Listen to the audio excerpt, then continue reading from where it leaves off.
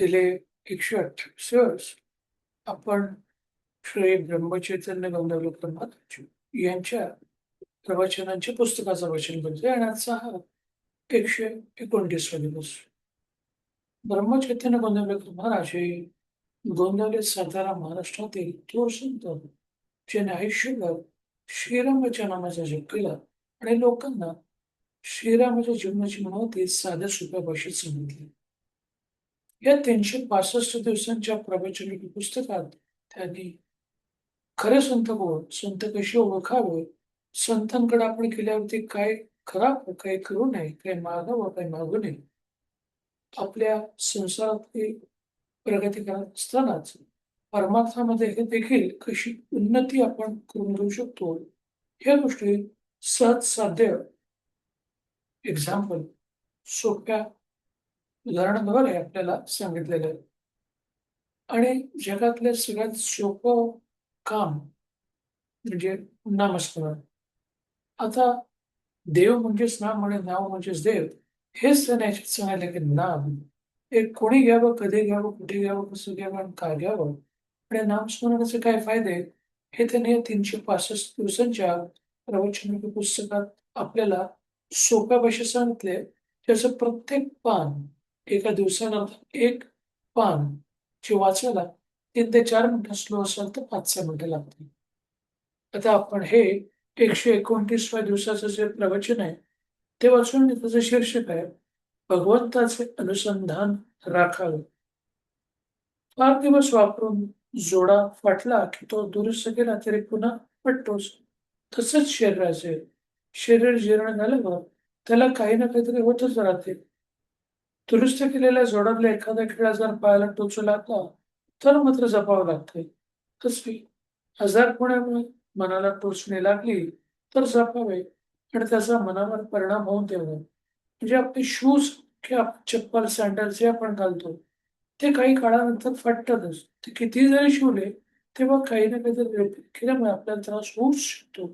तसंच आपलं जीवन देखील हे असंच काही कालांतराने आपण वयस्कर होणार, आपण आपले शरीर जीर्ण होणार म्हणजे अशक्त होणार, ह्या सगळ्या गोष्टी आपल्याला होत असणार. पण यामुळे आपल्याला फक्त शरीराला त्रास होऊ शकतो, मनाला नाही. मनाची किंवा मानसिक शक्ती आपण जोपासली पाहिजे. आपल्या आजाराचा, म्हातारपणाचा आपण फायदा करून घ्यावा. एखादी शहाणी सुगरणबाई ज्याप्रमाणे कोंड्यांचा मांडा करते, त्याचप्रमाणे आपण आपल्या दुःखातून भगवंताचं अनुसंधान टिकवायला शिकलं पाहिजे. म्हणजे आपल्याला हे जे दुःख आहे, हा आजार आहे, हे जे प्रॉब्लेम आहेत, हे आपल्याला इंट्रोस्पेक्शन म्हणजे आपल्याला अंतर्गत स्वतःचा स्वतः फाइंड आउट करण्याकरता एक अपॉर्च्युनिटी असते. आपल्याला एक गोष्ट याद्वारे आपल्याला समजते, की आपण कुठे चुकतो आहोत, कुठे आपण करेक्शन करू शकतो. या वेळेस आपण सदुपयोग करून घ्यावा स्वतःची चाचपणी करण्याकरता. अनुसंधानात असले की प्रपंचात मजा आहे. अडचणी आणि संकटे यांची सुद्धा मजा वाटेल. पोहायला येणाऱ्या माणसाला ते सरळ पोहायला सांगितले तर आवडणार नाही. तो उड्या मारेल, पुढ्या मारेल, वाकडे-तिकडे पोहेल. तसे भगवंताच्या अनुसंधानात राहिलो तर प्रपंचाची मजा वाटेल. म्हणजे दुःख किंवा problem it's a part of life. म्हणजे आपल्या जीवनात हे येणारच असतात. पण आपण ते करत असताना आपली पारमार्थिक प्रगती केली, आपण भगवंताचं नाव घेतलं, तर त्याच्यानं देखील आपण आनंदाने, मजेने जीवन जगू शकतो. It is called part of life. कोणतीही गोष्ट एखादी ओळखली की मग तिची भीती नाही मिटत. जो विषय जोवर ओळखले जात नाही तोवरच आपल्याला त्रास देतात. याकरता ज्या ज्या गोष्टी होत असतात त्या भगवंताच्या इच्छेनेच होत आहेत, ही जाणून ठेवून वृत्ती आपणाचा प्रयत्न करावा. म्हणजे या सगळ्या गोष्टी आपल्या जीवनात आनंद किंवा दुःख, सुख किंवा दुःख, या सगळ्या गोष्टी त्याच्या इच्छेने होत आहेत, हे आपण आपल्या मनाला ठामपणे समजून द्यावं. परमार्थाच्या आड आपले आपणच येत असतो. आपली वृत्ती जिथे जिथे वावरते तिथे तिथे भगवंताची वस्ती असते. म्हणूनच वृत्ती जरी कोणतीही उठली तरी तिथे भगवंताची आठवण केली तर ते चटकन मावळते. आपण नेहमी आपल्या वासुदेवचे स्मरण करावे. आता आपण इष्टदैवत, ग्रामदैवत, आपले कुलदेवी, कुलदैवत तुम्ही कोणत्याही देवतेचं नाम घेऊ शकता की त्याची उपासना करू शकता. त्यांच्या पायावर मस्तक ठेवा आणि त्याच्या भावाने प्रार्थना करावी, की "हे भगवंता, तुझ्या आड येणारे हे विषय तुझ्या कृपेशिवाय नाहीत पूर्ण. आजवर जगाचे मी अनुभव पाहून घेतला. तुझ्या प्राप्तीशिवाय कशातही सुख नाही, हे भासू लागले. ते वृत्ती आड आल्याशिवाय राहत माझ्या अज्ञानाने मी आज स्वतःच्याच आड येत नाही.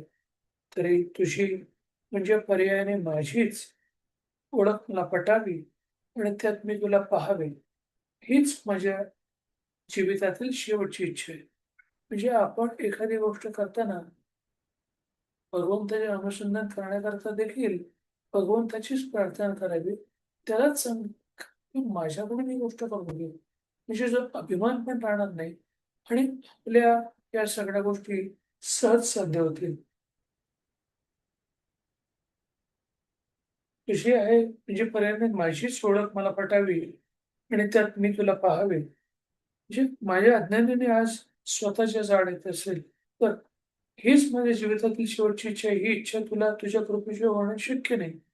तरी भगवंता माझे मन तुझ्या चरणी राहावं असे कर. यापेक्षा मला जगात दुसरे काहीच नको. आता मी तुझा झालो. यापुढे जे काय होईल ते तुझी इच्छा मानून मी राहील आणि तुझे नाव घेण्याचा आटोकाट प्रयत्न करेल.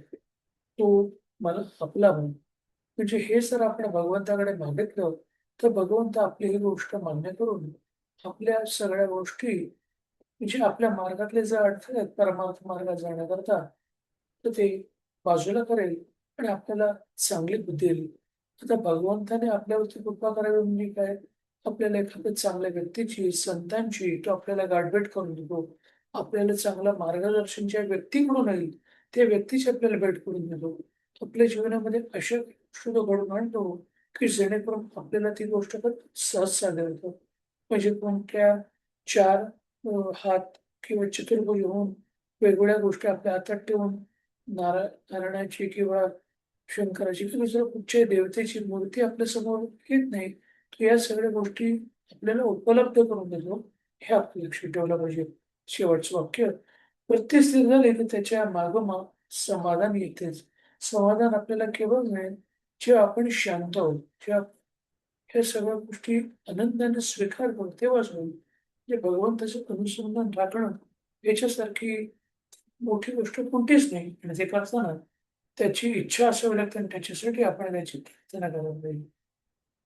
आता आपण 11 वेळेला श्रीरामाच्या नावाचा जप करूया.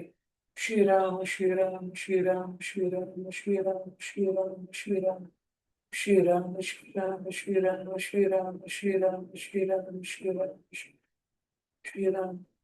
धन्यवाद. हे 129 दिवसाचं जे प्रवचन वाचन झालं त्याचं श्रवण केल्याबद्दल तुमचे धन्यवाद. तुमच्या बरोबर दिवस असाच आनंदाचा, सुखाचा आणि आरोग्यपूर्ण राहावं हीच श्रीरामचरणी ते करतो आणि तेच थांबवतो. जय श्रीराम, जय श्रीराम, जय श्रीराम, जय श्रीराम, जय श्रीराम.